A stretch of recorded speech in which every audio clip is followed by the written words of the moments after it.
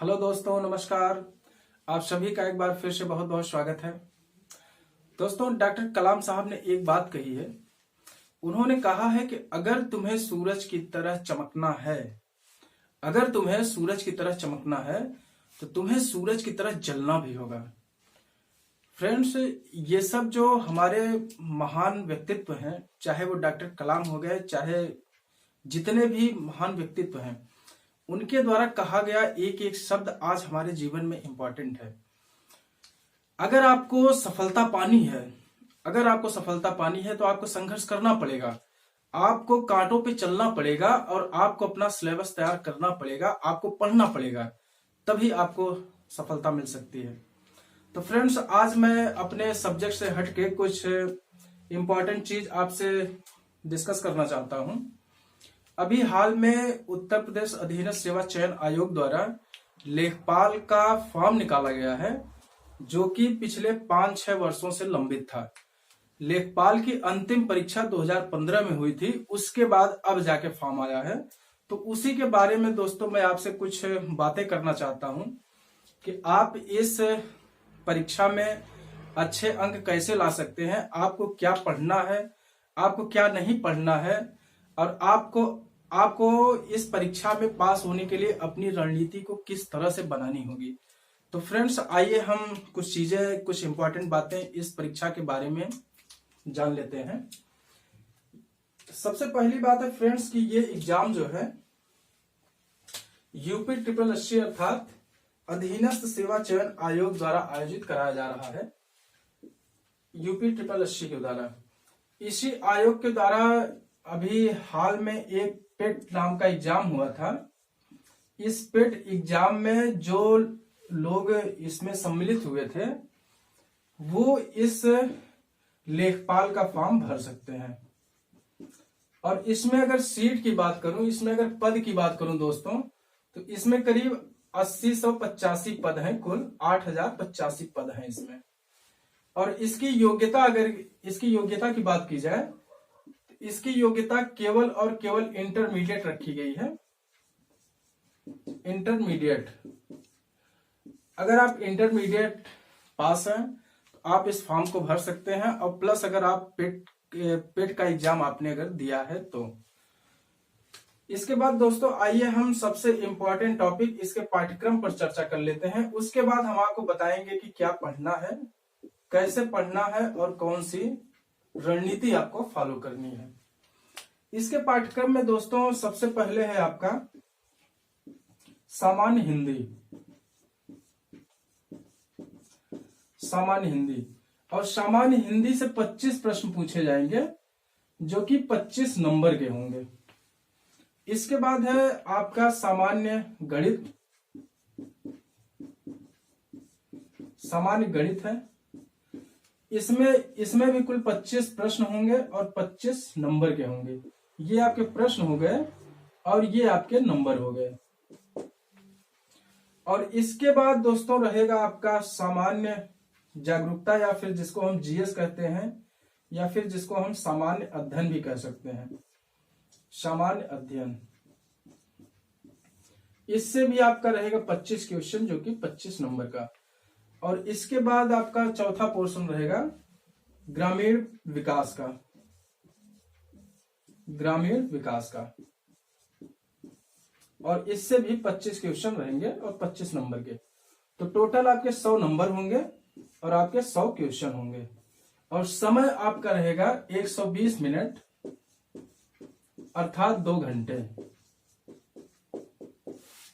तो आइए अब हम एक एक पोर्शन के बारे में समझते हैं कि इसका सिलेबस क्या है और आपको इसमें कौन सी रणनीति फॉलो करनी है और कौन कौन सी किताबें आपको पढ़नी है। तो आइए सबसे पहले हम देखते हैं सामान्य हिंदी के बारे में। तो फ्रेंड्स, इस सामान्य हिंदी के पाठ्यक्रम में आपका जैसे पर्यायवाची हो गया, उसके बाद फिर समास हो गया, लिंग हो गया, वचन हो गया, कारक हो गया और अपठित गद्यांश हो गया। तो इस तरह के क्वेश्चन आपसे इस पोर्शन से पूछे जाएंगे, जिसमें कुल 25 क्वेश्चन रहेंगे। इसके अनुसार आप जो है सिलेबस देख लीजिएगा। सिलेबस आपके इंटरनेट पे अवेलेबल है। सामान्य हिंदी के लिए आपको नालंदा पब्लिकेशन की एक बुक आती है, जो कि पीएन पांडे की बुक है, पीएन पांडे। तो आप इस बुक को पढ़ सकते हैं, और इसके अलावा आप एक आदित्य पब्लिकेशन की बुक आती है, उसको भी पढ़ सकते हैं। तो इन दो बुक का आपको पूरा पोर्शन नहीं पढ़ना है, जो भी आपके पाठ्यक्रम में है, पाठ्यक्रम के अनुसार ही इस किताब से, और इस किताब से आप अगर अच्छे ढंग से तैयारी करेंगे तो फिर आपको लगभग क्वेश्चन आपको इन्हीं दोनों किताबों से मिल जाएंगे। इसके बाद मैं अगर बात करूं सामान्य गणित की, तो फ्रेंड्स सामान्य गणित के 3 भाग हैं, जिसमें कि एक है आपका अंक गणित, और दूसरा है आपका बीज गणित, तीसरा है आपका रेखा गणित, और इस अंक गणित के साथ ही आपको सांख्यिकी भी पूछी जाएगी, सांख्यिकी। तो एक दोस्तों आप एक बात याद रखिएगा, ये जो परीक्षा है इसका जो आधार है वो इंटरमीडिएट है, और आपको जो है ये सब क्वेश्चन जो आएंगे वो इंटरमीडिएट लेवल के ही आएंगे। तो इसलिए आपको ज्यादा डीप में न जाके आपको इन सब के बेसिक्स क्लियर होने चाहिए, बेसिक क्वेश्चन आपके क्लियर होने चाहिए, और उसी से आपका मतलब उससे अगर आपके बेसिक क्लियर रहेंगे तो आपको अधिकतर क्वेश्चन इन्हीं सबसे मिल जाएंगे। इसके लिए आपको सबसे पहले 9th और 10th की यूपी बोर्ड की जो अंकगणित की किताब आती है, अंकगणित की किताब आती है, उसको आपको जरूर से जरूर फॉलो करना है। और इसके बाद अगर आप कुछ पढ़ना चाहते हैं तो एक आती है आर.एस. अग्रवाल की किताब आती है मैथ की, आर.एस. अग्रवाल, इसको अगर आप फॉलो कर लेंगे इन दोनों को, तो आपको अच्छे क्वेश्चन इससे मिल जाएंगे। आपका सामान्य हिंदी हो गया, सामान्य गणित हो गया। इसके बाद सामान्य अध्ययन पे हम चर्चा करते हैं।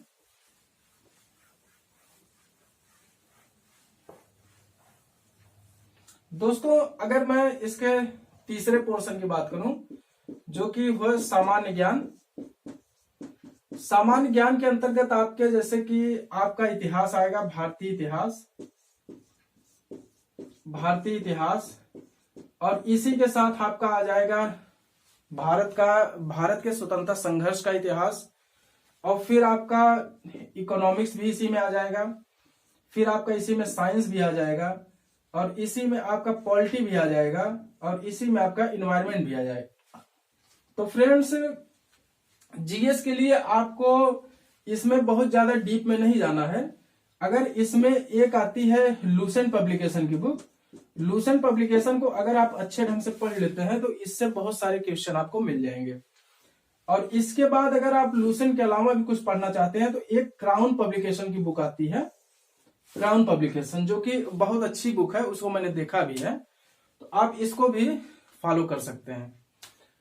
और इसके बाद अगर आप करंट के लिए देखें तो करंट के लिए एक पतली सी पत्रिका आती है क्रॉनिकल की, जो कि 25-30 रुपए की मिलती है, उसको आप लेके फॉलो करिए। अगर आप इतना कर लेंगे तो आपको 25 क्वेश्चन में से जो है 22 से 23 क्वेश्चन आपको यहां से मिल जाएंगे। और फिर रही बात सबसे अंतिम पोर्शन की, सबसे अंतिम में आपका आएगा ग्रामीण परिवेश या फिर ग्रामीण विकास, ग्रामीण विकास। ग्रामीण विकास के लिए दोस्तों एक अरिहंत पब्लिकेशन की बुक आती है, अगर आप उसको ले सके तो उसको पढ़ लीजिए, वरना फिर एक घटना चक्र की भी बुक आती है, घटना चक्र, घटना चक्र की बुक को आप फॉलो करेंगे तो ये आपके लिए बहुत ही उपयोगी साबित होगा। तो फ्रेंड्स ये रहा हमारा जो है पूरा सिलेबस। सिलेबस को आप अच्छे ढंग से वेबसाइट पे देख सकते हैं, वेबसाइट पे ये सिलेबस इजीली अवेलेबल है। तो फ्रेंड्स इसके बाद आपको सभी पोर्शन को केवल पढ़ना ही नहीं है, इसको कम से कम 1 से 2 बार या 3 बार रिवीजन भी करिए।